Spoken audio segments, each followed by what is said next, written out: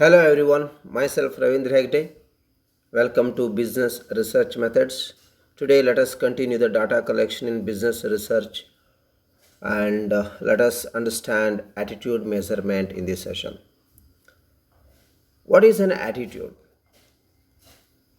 It is an enduring disposition to consistently respond in a given manner to various aspects of the world composed of affective, cognitive, and behavioral components. Dear students, for social scientists, an attitude is an enduring disposition to respond consistently to specific aspects of the world, including actions, people, or objects. One way to understand an attitude is to break it down into its components. You consider one example. Suppose say Atharva likes shopping at Walmart. He believes the store is clean, conveniently located, and has low prices. He intends to shop there every Thursday. This simple example demonstrates attitude's three components: affective, cognitive, and behavioral. The affective component refers to an individual's general feelings or emotions towards an object. Statements like I really like my subject, I enjoy reading new Harry Potter books, I hate jackfruit juice, reflect an emotional character of the attitudes. A person's attitudinal feelings are driven directly by his or her beliefs or cognitions. This cognitive component represents an individual's knowledge about attributes and their consequences. One person might feel happy about the purchase of an automobile because he or she believes the car gets great gas mileage or knows that the dealer is the best in the city. The behavioral component of an attitude reflects a predisposition to action by reflecting an individual's intentions. There are various techniques for measuring attitudes. One is ranking. It's a measurement task that requires respondents to rank, order small number of stores, brands, or objects on the basis of overall preference or some characteristic of the stimulus.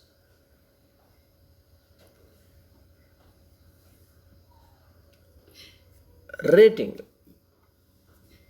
It's a measurement task that requires respondents to estimate the magnitude of a characteristic or quality that a brand, store, or object possesses.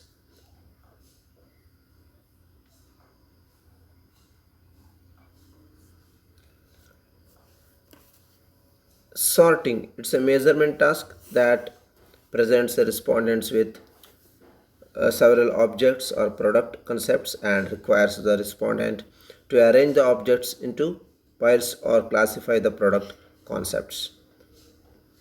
So, scale now. Scaling describes the procedure of assigning numbers to various degrees of opinion, attitude, and other concepts. The four levels or types of scale measurements are nominal scale, ordinal scale, interval scale, and ratio level scales. So this is a nominal scale, represents the most elementary level of measurement in which values are assigned to an object for identification or classification purpose only. For example, in Sachin Tendulkar's shirt, you can see the number 10, right? So assignment of numbers of basketball players in order to identify them. So this is an example of nominal scale. Ordinal scale allows things to be arranged in order based on how much of some concept they possess. In other words, an ordinal scale is a ranking scale. Say student class rank. Interval scale, they have both nominal and ordinal properties, but they also capture information about differences in a quantities of a concept. Example, say June 6 was 80 degree Fahrenheit. December 7 was 40 degree Fahrenheit. The interval Fahrenheit scale lets us know that December 7 was 40 degree Fahrenheit colder than June 6, but we cannot conclude that December 7 was twice as cold as June 6. Ratio scale. It represents the highest form of measurement in that they have all the properties of interval scales with the additional attribute of representing absolute quantities. They have an absolute or true zero of measurement. Ratio scale represents the actual amounts of variables. Measures of physical dimensions such as weight, height, distance, etc. are example of ratio scale. See, in this screen you can see the various types of scales. Nominal scales, you have the number. Ordinal scales are arranged in an order like 5, 6 and 7. Interval scales, see, the difference between 5 and 6 is 20 seconds. The ratio scale, 1 minute 59 seconds for like that. These are the some examples of nominal, ordinal, interval and ratio scales. Please go through that and write down neatly. See, for example, nominal scale you can see student ID number, yes or no, male, female. For ordinal you can see student class rank. Okay. Interval scale, student grade, point, ratio, amount spent on last purchase. They are all examples. Now let us study the attitude rating scales. The first one is simple attitude scale. So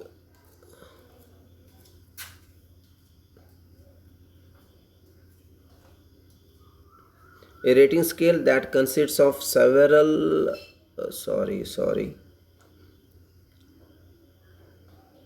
this is the simple attitude scale. It contains only two response categories, agree and disagree. Please change the heading. It is not category scale, it is simple attitude scale. The next one is the category scale. So this is the category scale. It's a rating scale that consists of several response categories, often providing respondents with alternatives to indicate positions on a continuum. For example, you have many options. For the example, say, how often do you disagree with your spouse about how much to spend on occasion? Never, rarely, sometimes, often, very often. We have 5 options here. If you have only 2 options like agree or disagree or yes or no, then it's called as simple attitude scales. If you have more than 2 options to choose, then it's called as category scale. In the screen you can see many examples of category scale. You have many words or many terms you can use: excellent, very good, well above average, or very important, fairly important, neutral, not so important, not at all important. So these are the few examples you can see on the screen. Next is the Likert scale. It's a method of summated ratings. It's simple to administer and therefore extremely popular is business researchers' adaptation of the method of summated ratings. It is developed by Renis Likert. That's why the name is like Likert scale. With the Likert scale, respondents indicate their attitudes by checking how strongly they agree or disagree with carefully constructed statements ranging from very positive to very negative attitudes towards some objects.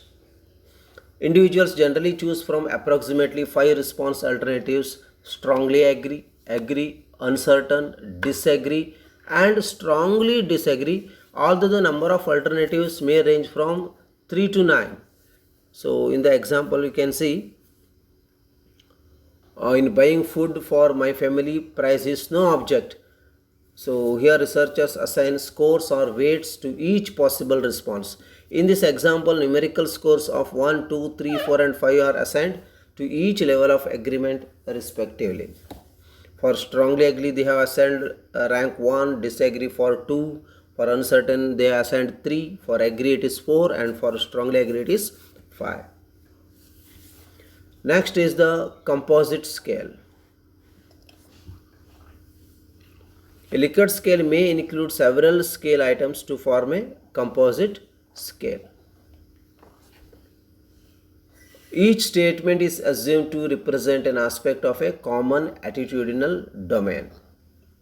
It's a way of representing a latent construct by summing or averaging respondents reactions to multiple items, each assumed to indicate the latent construct. So this is an example of composite scale.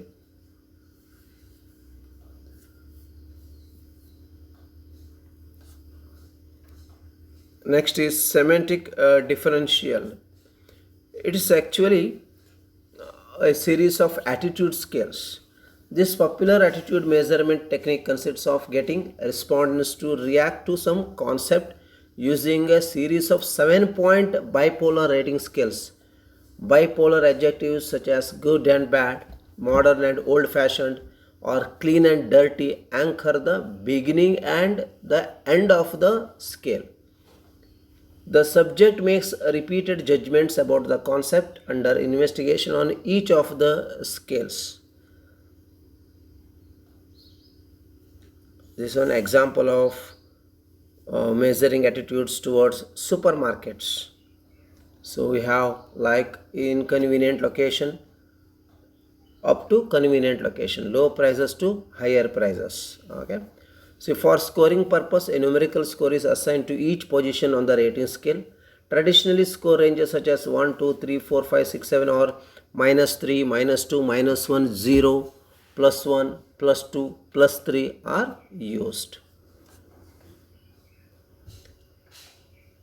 Next is the numerical scale.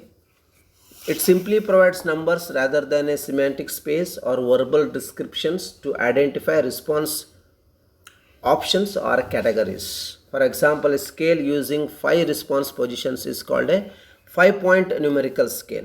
A 6-point scale has 6 positions and a 7-point scale has 7 positions and so on. Let me give an example here. Please tell us how satisfied you are with your Ford Figo new car last 1 year. So on the left side we have extremely dissatisfied. On the right side we have extremely satisfied. And in between we have the numbers 1 to 7. This numerical scale uses bipolar adjectives in the same manner as the semantic differential.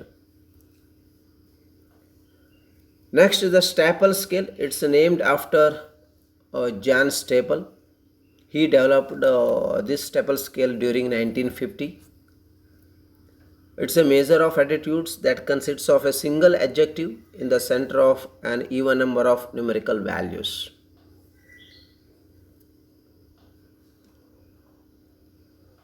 Next is the constant sum scale.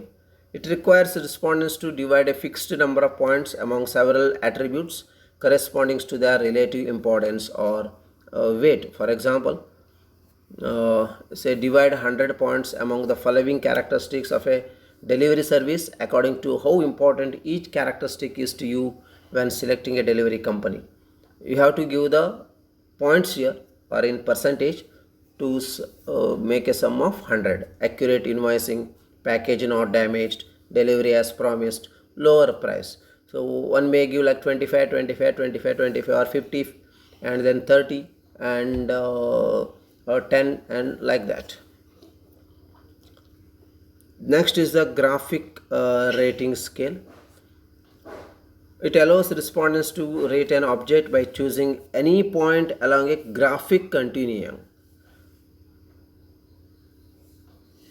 Now, for example, you have to evaluate each attribute in terms of how important it is by placing an X at the position on the horizontal line that most reflects your feelings, seating comfort, in-flight meals and airfare. You have to put the X mark. Here is another example. It's called as ladder scale. It represents the ladder of the life. As you see, it's a ladder with 11 rungs numbered 0 to 10. Let us suppose the top of the ladder represents the best possible life for you as you describe it, and the bottom rung represents the worst possible life for you as you describe it. On which rung of the ladder do you feel your life is today? So you have to choose up to 0 to 10 you have. Another example I am showing here.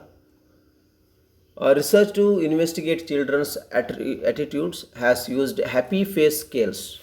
The children are asked to indicate which face shows how they feel about candy or a toy or some other concept. Research with the happy face scale indicates that children tend to choose the faces at the end of the scale. Although this may be because children's attitudes fluctuate more widely than adults or because they have stronger feelings both positively and negatively, the tendency to select the extreme is a disadvantage of the scale. So I have very good smiley face for very poor. Okay. Next is the Thurstone interval scale. In 1927, attitude research pioneer Lois Thurston developed the concept that attitudes vary along continua and should be measured accordingly. The construction of Thurston scale is a fairly complex process that requires two stages. The first stage is a ranking operation performed by judges who assign scale values to attitudinal statements. The second stage consists of asking subjects to respond to the attitudinal statements. It is a time consuming and costly method. On the screen you can see the advantages, disadvantages of rating measures. Please note down the advantages and disadvantages. This is about attitudes and scales, and it completes unit 3. If you have any doubts, you can drop the message to my number 974096350. Thank you so much. Have a nice time.